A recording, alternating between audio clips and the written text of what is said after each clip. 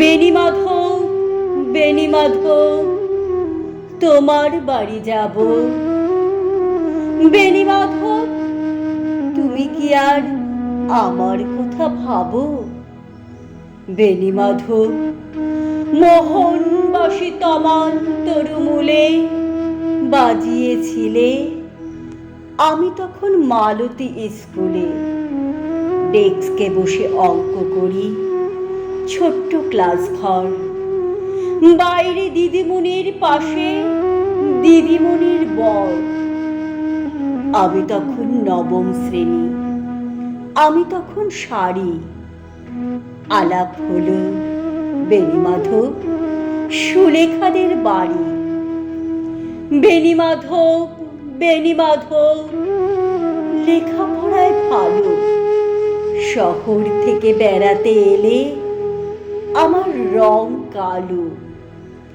তোমায় দেখে এক দৌড়ে পালিয়ে গেছি ঘরে। বেণীমাধব, আমার বাবা দোকানে কাজ করে।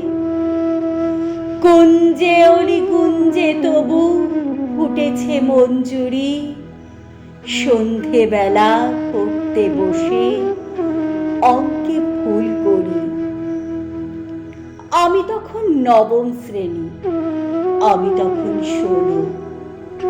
ব্রিজের ধারে বেণীমাধব, লুকিয়ে দেখা হলো।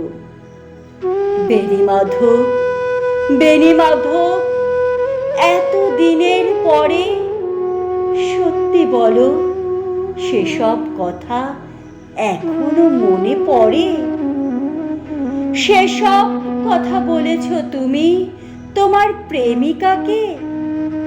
আমি কেবল একটি দিন তোমার পাশে তাকে দেখেছিলাম আলোর নিচে, অপূর্ব সে আলো।